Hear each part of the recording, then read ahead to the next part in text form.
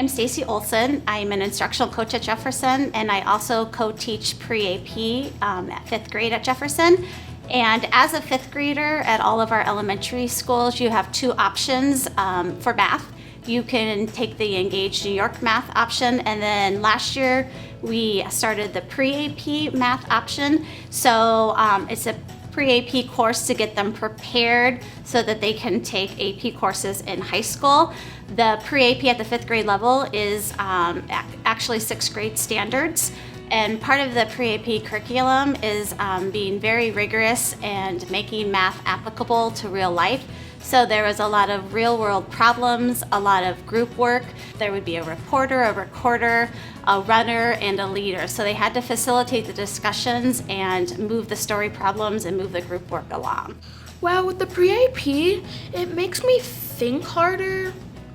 I think that the questions better instead of like with the traditional, I think I know more stuff. My mindset changed throughout the year, and because when I first went into it, I wasn't as confident in math, and then once the year was over, I felt a lot more confident, like unwrapping assessments and stuff, because we would go over it and do the learning targets. And then once I got into pre-AP, and then I was like, I think I can maybe like do better than like next year. And then it like helped me like think that I was like better at math than I was in 4th grade. My future plans are to keep on going with Springboard and to keep going throughout college and working hard on my math.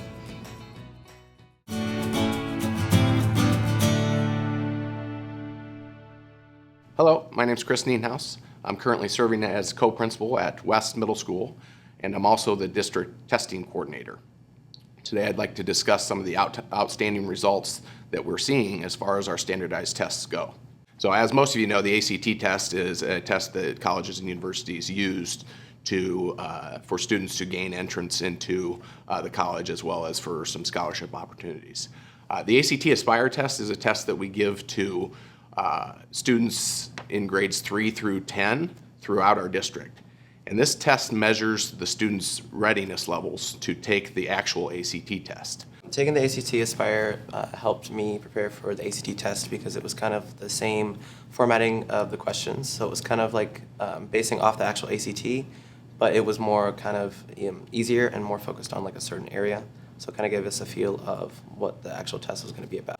Yeah, even like comparing like the differences in like the subjects, like science between the Aspire and the actual test are very similar.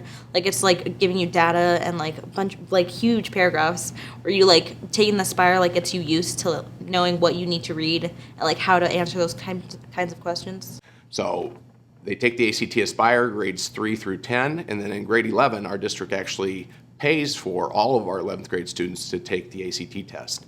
And we're one of the only schools in the state of Iowa that does that for our students. I think the benefits would be most people wouldn't have taken it if they weren't like forced to. So now that they have taken it, they do have a score. So that way when they go to apply to colleges, they have a score they can go off of. Yeah, and even knowing that like whether or not you're going to college, knowing that you have that score and that the school is willing to help you obtain it is like a very huge motivation. In 2018, the ACT Aspire test, it measures 4 different areas, content areas: reading, English, math, and science.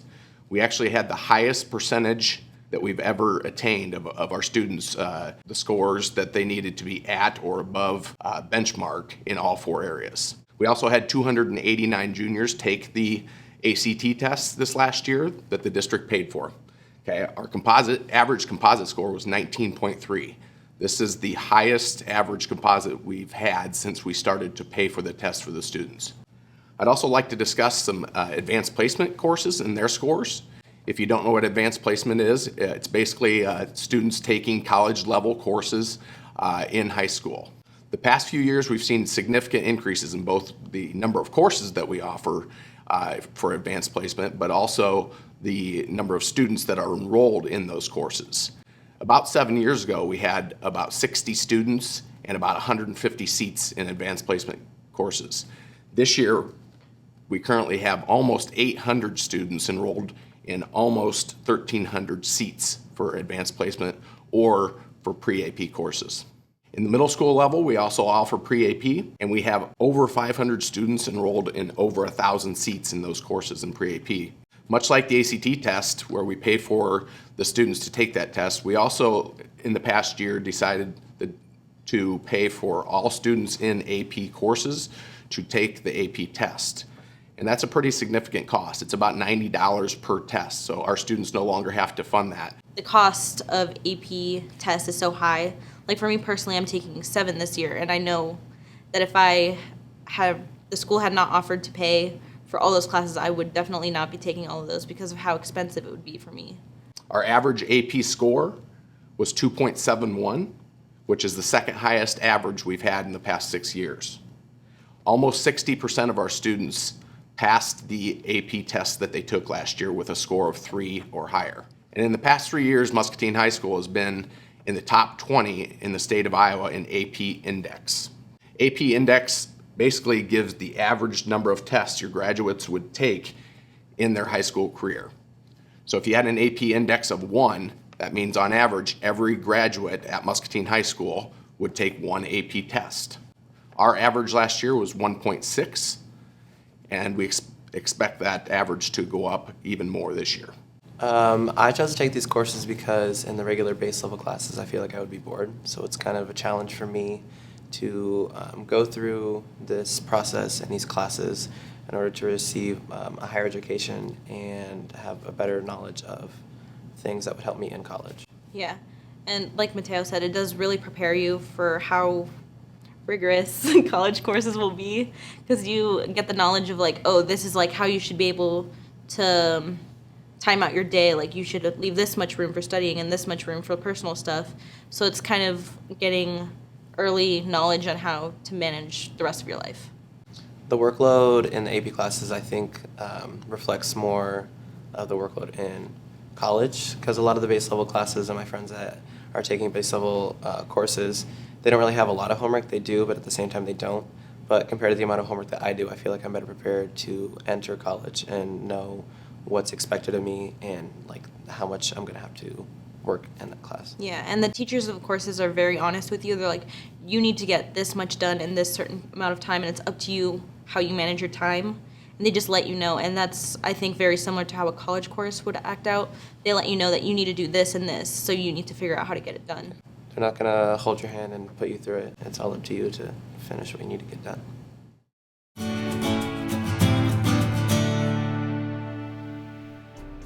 I'm Naomi DeWinter, and I serve as the president of Muscatine Community College.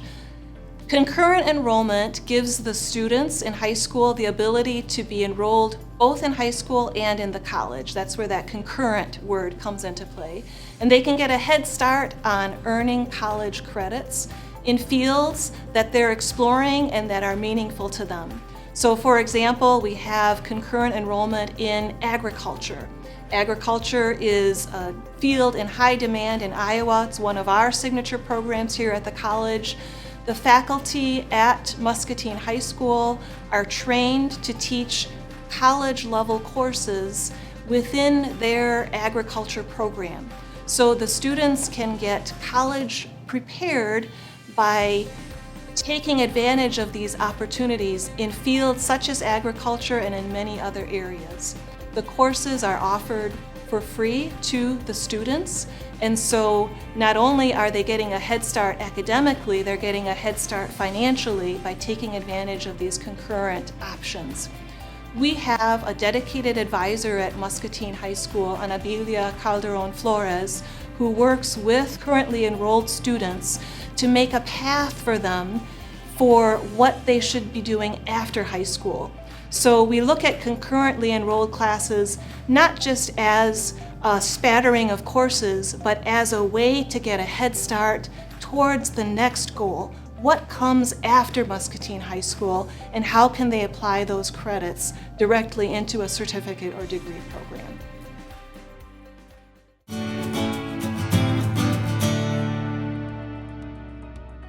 So currently we have 3 career academies that are running in advanced manufacturing, in welding, and in culinary arts.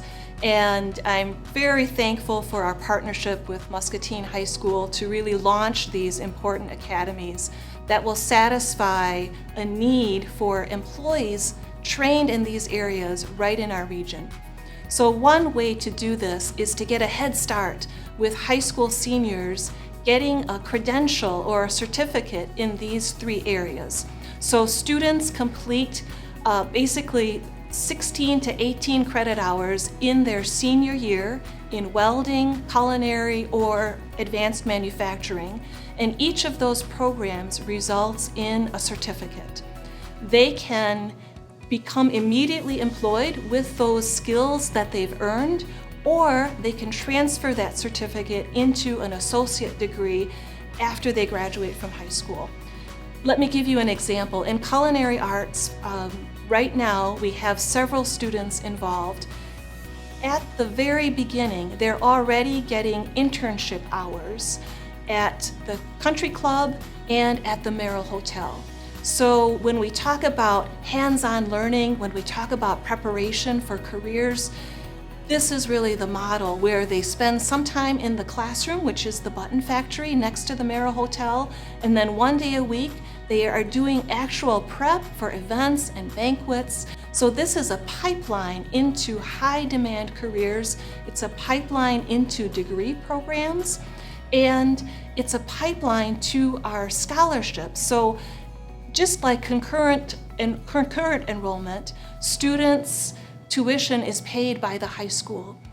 And after they graduate from high school, students will have earned enough credits to qualify for a connection scholarship, which is half off of their tuition within their first year.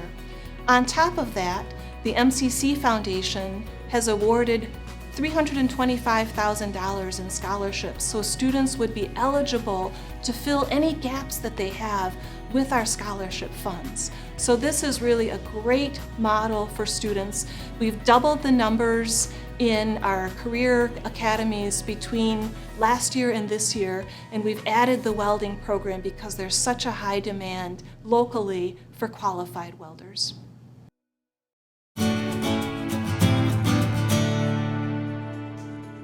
I'm Kim Warren. I'm the director of Aligned Impact Muscatine.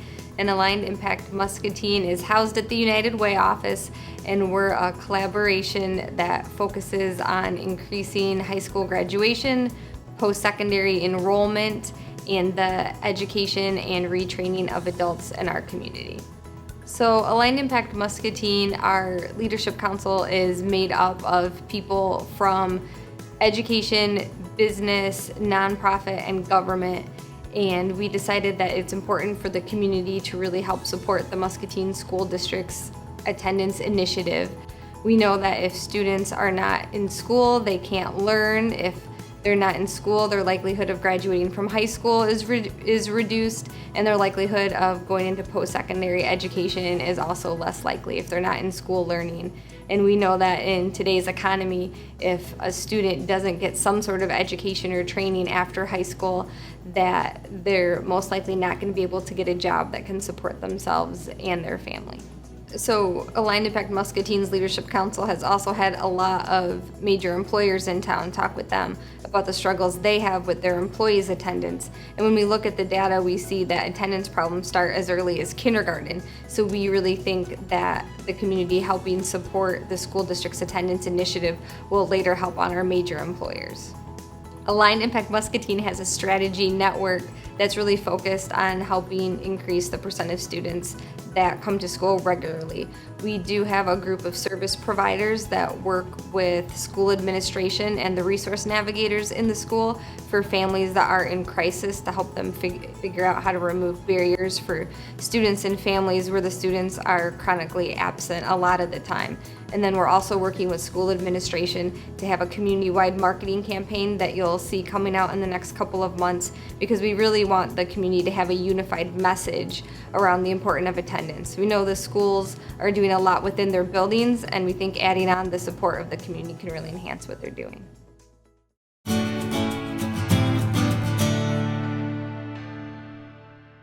I'm Joni Anderson. I'm a counselor at Central Middle School, and I've been in the district for 22 years. Over the years, we have noticed that as our relationships with families grow, the requests for outside services and supports for students have increased.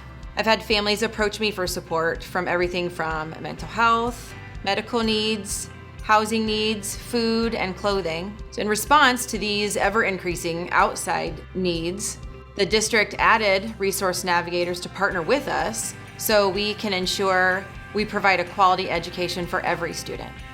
I'm Allison Thomas, and I'm one of 3 resource navigators that was hired in a partnership between the school district and Trinity Muscatine Public Health to partner together and attempt to provide outside supports for any students and families that are in crisis in our community. When an administrator, a nurse, or a counselor identifies that a student needs outside supports, the resource navigators will meet with the family, sign releases, communicate with them the different options there are in the community, and then we make sure we communicate back to the school district what's happening so that we just keep that communication going and make sure that the care is really being received. We absolutely love being a part of a school district that's addressing the needs of students holistically.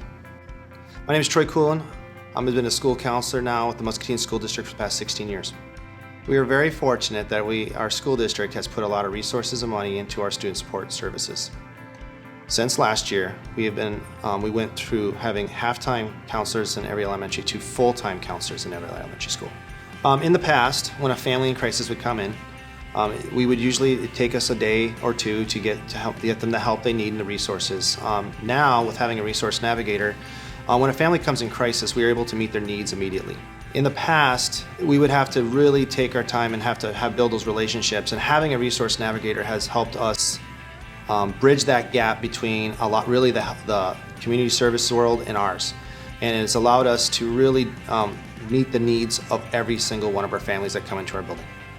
A huge part of what we've done as a team is to try and focus on meeting the mental health needs of students and families in our district. We've tried to invite more agencies to be involved, especially at the elementary level, and to come in and provide therapy during school hours for families that can't get to therapy outside of school time.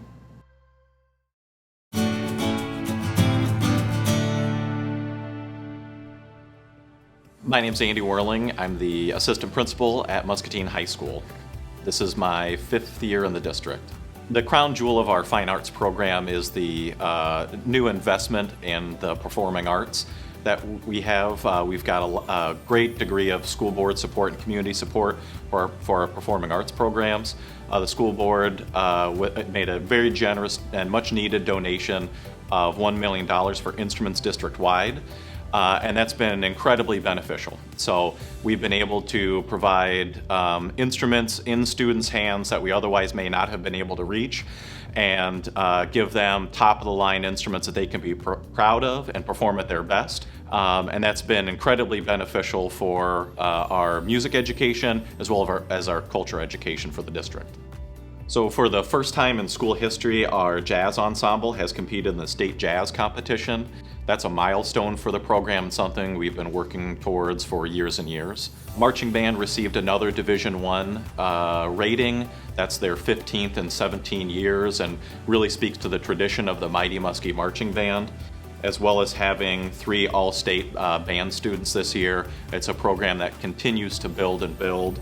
We also have 150 members in our marching band and concert band. That's the most that we've ever had in that 17-year time period. Our chorus department has grown from 180 members over the last 3-4 years prior to this year up to over 220 members. So we have a great, strong chorus department with incredibly talented students there. Since 2015, we have doubled on average the number of all-state Division I competitors that we've had, including 9 Division I competitors from the Iowa High School Music Association statewide competition. So it really speaks to more students, more talent in the program. Those students are being incredibly successful, and it's going to carry them beyond high school. We're really proud of the growth in our orchestra program. They've grown from one of the smaller in eastern Iowa 6, 7, 8 years ago to starting about 5 years ago. They have doubled in size and are now the first or second largest in the entire state of Iowa. That's a lot of talented kids that we're able to reach in in a large part to the $1 million investment from the school board.